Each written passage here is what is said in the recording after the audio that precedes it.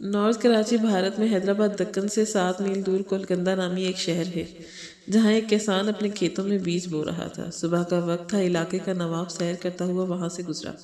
کسان کو محنت سے کام کرتے ہوئے دیکھ کر نواب نے سوچا کہ کسان سے اس کی خیریت دریافت کرنی چاہیے۔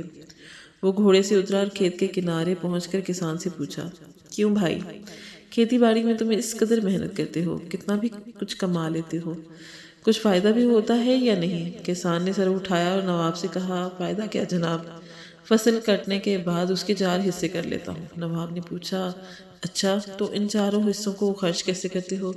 کسان نے جواب دیا، ایک حصہ تو حکومت کی ٹیکس میں چلا جاتا ہے، دوسرا حصہ قرض چکانے میں ختم ہو جاتا ہے، تیسرا حصہ ادھار دیتا ہوں اور باقی چوتھا حصہ یوں ہی لٹا دیتا۔ نواب کو کسان کی یہ عجیب و غریب باتیں سن کر بہت تعجب ہوا۔ حیرت سے پوچھا، تمہاری باتیں میری سمجھ میں نہیں آئیں، صاف صاف بتاؤ، تم قرض چکاتے بھی ہو اور دیتے بھی ہو، ایسا کون سا قرض ہے جو ہر فصل پر ادا کرتے ہو اور پھر بھی ختم نہیں ہوتا؟ وہ کون ہے جسے تم ہمیشہ قرض دیتے ہو اور پھر 1/4 رقم تم یوں ہی اڑا دیتے ہو؟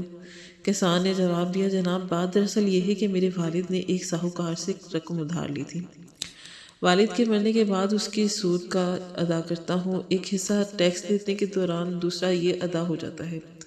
اور تیسرا حصہ کسے ادھار دیتے ہو؟ نواب نے پوچھا۔ کسان نے کہا کہ یہ میں اپنے 2 لڑکوں پر خرچ کرتا ہوں تاکہ بڑھاپے میں وہ مجھ پر خرچ کرے۔ نواب نے پوچھا، اور یہ ایک حصہ فضول کیوں اڑا دیتے ہو؟ کسان نے کہا، میری ایک لڑکی بھی ہے، آپ کو پتہ ہے کہ آج کل جہیز کے بنا شادی نہیں ہوتی اور جہیز ایک فضول رسم ہے، چوتھا حصہ اس کے جہیز کے لیے رکھتا ہوں، میری نظر میں یہ رقم لٹانا ہی ہے۔ نواب اس کی مدلل گفتگو سے بہت متاثر ہوا اور ایک بڑی رقم اسے انعام کے طور پر دے کر رخصت ہو گیا۔